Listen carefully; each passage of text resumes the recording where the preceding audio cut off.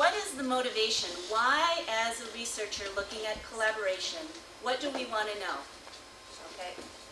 Well, we focus on process a lot of times.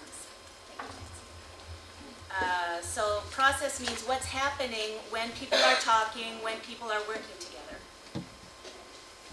So in the classroom, the teacher will oftentimes give instructions, right, to the kids before they start some kind of activity.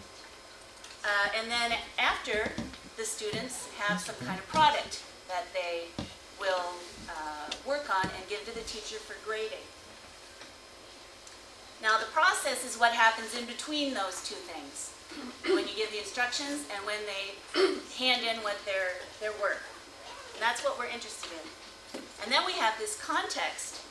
Well, what's happening in the classroom? What kind of tools are they using?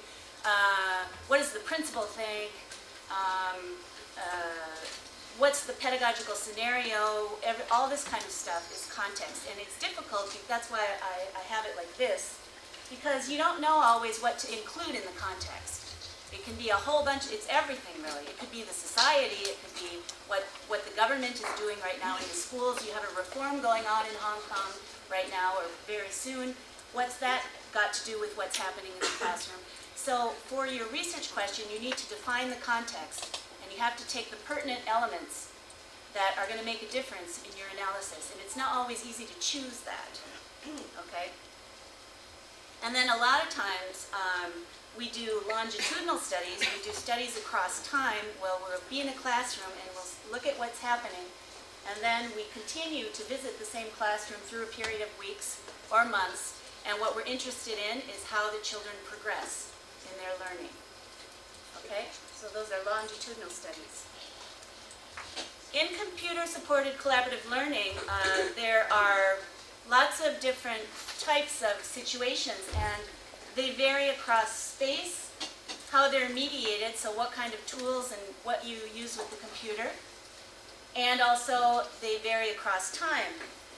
So, for example, try to point with my mouse here. The first one is a face-to-face discussion without any computer in the classroom. That's a collaborative.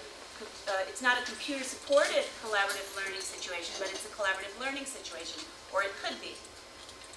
You can also have a situation where two people are sharing a computer and talking about what's going on the computer. That's also a type of situation for learning. You can have an online discussion where